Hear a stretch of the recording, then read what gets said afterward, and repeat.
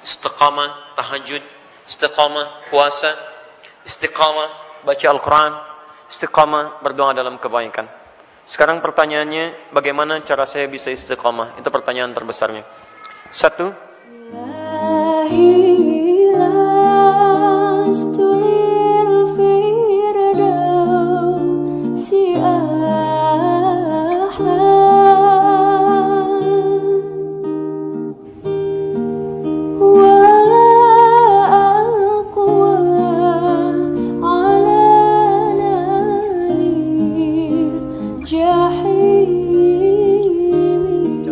untuk istiqamah. Pertama, apa itu istiqamah? Istiqamah itu dari kata qamah ditambah ista. Qamah itu asalnya tegak, lurus, sempurna.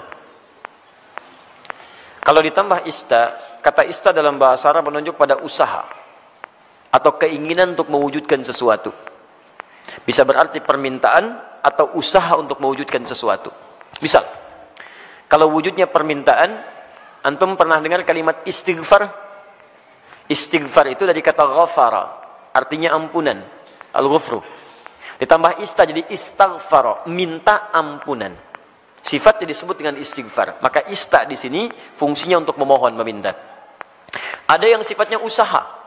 Usaha untuk mewujudkan sesuatu. Misal, ta'ah, ketaatan. Ta'atun, bentuknya bisa ibadah. Haji bagian dari taat. Salat bagian dari taat. Ketika ditambah istata'a, sifatnya disebut istita'ah, maka istita'ah adalah ikhtiar usaha untuk mewujudkan ketaatan kepada Allah. Kalau dikaitkan dengan haji, artinya usaha agar bisa mewujudkan haji yang diharapkan. Ikhtiar agar bisa berhaji, singkatnya demikian. Maka disebut dengan istita'ah. Ketika Allah misalnya sampaikan man istata'a ilaihi sabila, haji itu disebutkan istata'a. Ingat, terjemahan yang paling tepat bukan diterjemahkan dengan mampu, tapi berusaha untuk mampu. Kalau diterjemahkan dengan mampu berarti terbatas pada kalangan tertentu. Tapi kalau berusaha untuk mampu, artinya setiap kita punya peluang untuk mewujudkannya. Tergantung mau usaha atau tidak, itu poinnya. Was, hati-hati dalam menerjemahkan sesuatu ya. Kadang-kadang setiap huruf bahkan harakat itu bisa memberikan makna tersendiri. Ya, antum simpulkan, saya belum istita'ah. Kenapa? Belum ada harta. Betapa banyak orang kaya yang belum bisa berhaji. Dan tidak sedikit orang-orang yang dipandang tidak mampu dengan hartanya, justru dia berangkat dalam haji. Itu luar biasa. Jadi ketika antum mau mewujudkan haji atau ibadah dengan baik, tambahkan ista, iringi dengan ikhtiar untuk mewujudkannya. Seorang gadis cilik namanya Naura pernah menulis surat kepada kami. Ya, dan saya menangis membaca itu dalam kamar hotel. Dan saya mendoakan kepada Allah supaya diwujudkan cita-citanya. Ustaz Adi, saya Naura, kelas 4 SD, baru hafal 4 juz ya Ustaz Adi. Mohon doakan saya agar bisa menjadi penghafal Quran. Saya ingin jadi hafid, ingin memberikan mahkota di kepala orang tua saya. Mohon doakan Ustaz Adi, semoga saya sekeluarga bisa umrah bersama Ustaz, haji ke Baitullah. Masya Allah. Saya diam, saya menangis. Dan saya bermohon kepada Allah agar menerima bagian dari doa dinda itu. Anak kecil polos menulis dengan guratan tangannya. Tum tahu apa yang terjadi? Dia cuma menuliskan kalimat, tapi kalimatnya sampai menggetarkan arsy. Saya baru tahu kemudian sehari sebelum ini, sebelum hari ini, hari Rabu kemarin. Kalau doanya sudah dijawab oleh Allah jauh sebelumnya. Dari mana doanya? Dialihkan lewat yang lain supaya ada sinergi dalam kebaikan. Syekh Ali Jabir yang pertama merespon itu. Awalnya saya ingin berangkatkan kemudian di bulan November, tapi Allah menginginkan lebih cepat dia berangkat. Kami akan berangkat umrah bulan November. Tapi Allah menginginkan dia lebih cepat berangkat. Karena tangisannya, karena doanya, karena harapannya. Melalui Syekh Ali Jabir, Masya Allah, semoga Allah rahmati beliau, berikan kebaikan. Ya, kemudian diberikan dengan sekeluarganya umrah dari tulisan tangan anaknya yang diberangkatkan, dianya, adiknya, bapaknya, ibunya. Bayangkan bagaimana anak ini berusaha dalam kebaikan. Dan biasanya ibu bapak kalau anak sudah soleh, orang tuanya dapat. Orang tuanya akan dapat. Musa, Masya Allah, saya doakan kebaikan untuk adinda Musa. Hafal Quran 30 juz. Ketika dia hafal Quran, orang tuanya ikut diangkat. Anaknya berangkat haji, bapaknya ikut haji. Anaknya berangkat ke Jeddah, bapaknya ikut ke Jeddah. Semua orang tuanya. Dan yang dicari biasanya orang tuanya. Silahkan cek. Bukan berapa hartanya, bukan macam-macamnya. Ketika ada anak orang baik, antum akan tanyakan siapa orang tuanya. Silahkan cek. Makanya dalam ilmu hadis, ketika ada hadis diriwayatkan oleh seorang anak, maka nama anak akan dihilangkan, tapi dilekatkan pada bapaknya. Abdullah bin Abbas, nama aslinya Abdullah, bapaknya Abbas. Ketika ada hadis riwayat Abdullah bin Abbas, kalimat Abdullahnya dibuang. disingkat jadi Ibnu Abbas, anaknya Abbas. Ingin menunjukkan karena Abdullah jadi baik karena peran bapaknya. Abdullah bin Umar, anaknya Umar, disebut Ibnu Umar. Silakan. Abdullah bin Amr bin As, dihilangkan Abdullahnya, disingkat Ibnu Amr bin As. Kenapa? Ingin menunjukkan bahwa ada peran orang tua di dalamnya. Jadi kalau antum ingin anaknya soleh, orang tuanya soleh duluan. Soleh duluan. Dalam bentuk sikap ya, bukan bentuk nama. Ustaz, nama saya soleh, istri saya solihah. Kenapa anak saya belum begitu? Antum belum diwujudkan dalam bentuk ikhtiar. Itu masalahnya. Jelas ya? Di teman-teman, ayo masukkan nilainya ke situ, hadirkan ke situ, ikhtiar kita, dan insya Allah ada kebaikan di dalamnya. Yang paling menarik sekarang istiqamah. Istiqamah dari kata qamah. Qamah itu tegak, lurus, sempurna. Kalau semua ibadah diawali dengan kata qamah, itu artinya ibadah itu ditunaikan dengan sempurna. Turunannya aqama yuqimu iqamah. Iqamatun selalu disingkat dengan qamah, yang nyingkat orang Indonesia. Semua kalimat salat dibuka dengan kata iqamah yang menunjuk pada ibadah. Alladzina yuqimunas shalah wa aqimus shalah, aqimis shalah. Rata-rata dibuka dengan demikian. Lihat baik-baik. Kalau antum ingin menunaikan ibadah dengan sempurna, kan tidak langsung sempurna seketika. Apakah ketika Anda tahajud, misalnya malam ini bangun jam 3, tahajud jam 3 lewat 20, karena 20 menit siap-siap. Apakah mohon maaf, malam selanjutnya akan bangun di jam yang sama? Belum tentu. Walaupun alarm dipasang dengan situasi yang sama, 2.15, 2.30, 2.45. Alarm pertama mematikan alarm kedua, alarm kedua matikan alarm ketiga, alarm ketiga masih nundutan, ya kan? Menunggu jam 3 tiba. Nih, hari pertama bisa pas jam 3, tapi hari kedua belum tentu. Ya, hari kedua sama bangun, tapi informasi lebih dahsyat sampai kepada kita. Begitu mau ngambil air wudhu, BBM bunyi, ping, setan masuk kemudian ke hati kita. Baca dulu daripada penasaran. Begitu dibaca, Masya Allah, MU melawan Manchester City. Waduh, pertemuan dua pelatih klasik antara Pep Guardiola dengan Jose Mourinho. Sekarang poinnya cuma beda 2, karena kemarin MU dia seri ya skornya, kemudian Manchester City menang, skornya cukup telak, 7-2 dia menang kemarin itu. Masya Allah. Sekarang akan pertemuan menentukan, kalau MU menang maka juara dia, poinnya 1 bedanya. Kalau Manchester City menang, poinnya beda 5. Wah, luar biasa. Terus orang ini suka bola lagi, itu yang masalah. Saya nggak pernah nonton teman-teman, tapi kalau saya katakan saya nggak nonton, buang-buang waktu. Tapi saya kalau ditanya insya Allah bisa jawab ya. Itu ya. Saya tahu Ancelotti dipecat, saya tahu ya. Ancelotti dipecat di Bayern Munchen ya, karena kemarin dia kalah juga ya, 3-0 kalah di Liga Champions ya. Kemudian langsung seketika dipecat, nanti isunya akan digantikan oleh Jurgen Klopp. Jurgen Klopp sedang melatih Liverpool sekarang ya. Isunya musim ini dia akan selesai dan pindah lagi ke Bayern Munchen. Dia sebelumnya di Borussia Dortmund. Borussia Dortmund itu lawannya ya, rivalnya adalah Bayern Munchen. Saya hafal itu. Udah. Sudah sini. Tapi sekali lagi saya nggak nonton. Ini 3.20. Antum berusaha ngatasi gangguan ini, berusaha untuk konsisten sempurna sesuai waktu dan keadaannya. Berusaha tambah ista. Dengan qamah. Disatukan jadi istaqama, yastaqimu, sifatnya disebut dengan istiqamah. Jadi istiqamah itu artinya usaha untuk konsisten dalam kebaikan atau ketaatan. Usaha untuk konsisten menunaikan ketaatan.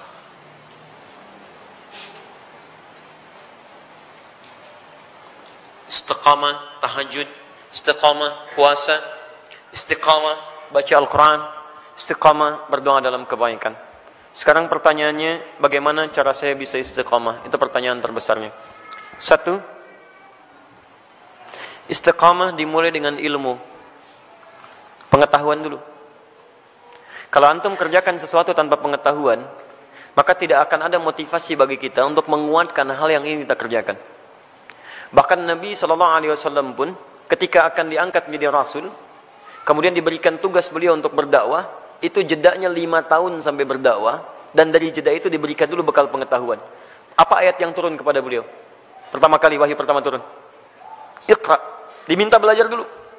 Belajar, baru kemudian setelah turun pengetahuan yang cukup, baru 5 tahun setelah itu, 615 Masehi, diberikanlah tugas kemudian dengan turunnya Quran surah ke-74 Al-Mudaththir untuk berdakwah secara terang-terangan. Nah sekarang antum ingin istiqomah di bidang apa? Misal antum pilih dulu, saya ingin istiqomah satu-satu lah, gak usah semuanya. Misal, saya mau istiqomah dalam sholat dulu. Maka sebelum antum tunaikan ibadahnya, antum keluarkan dulu hadis-hadis, ayat-ayat dari Al-Quran, hadis dari Nabi, petunjuk sholat yang benar. Kalau antum tidak keluarkan ini, nanti antum akan istiqomah pada yang salah. Karena boleh jadi antum sholat dengan cara yang keliru.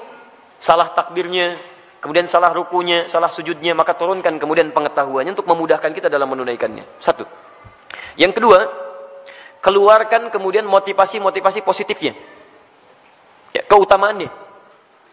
Keutamaan itu untuk selalu memotivasi kita kala kita sedang menurun ya, dalam mengerjakan amal soleh yang dimaksudkan.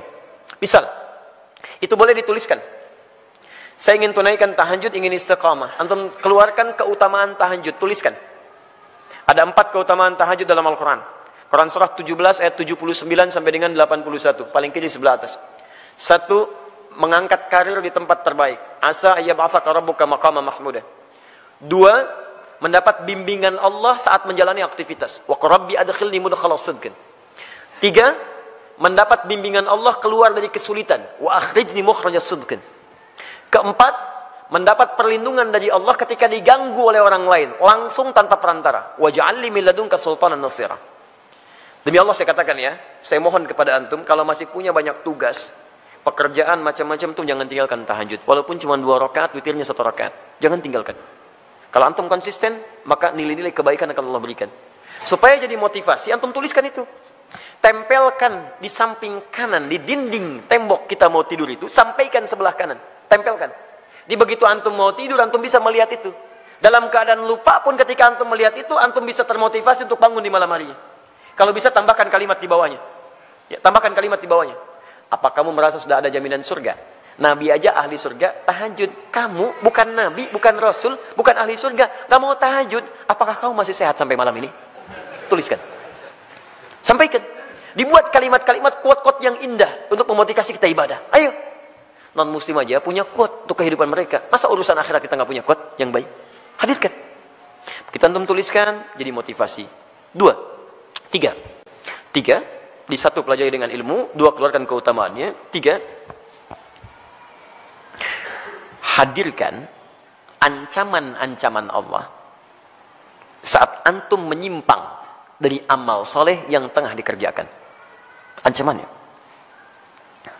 Misal, tadi ingin meningkatkan sholat, dimulai dengan sholat fardu. Terus tiba-tiba terfikir untuk mengabaikan sholat. Karena ada proyek, terus tunda-tunda sholat. Kan?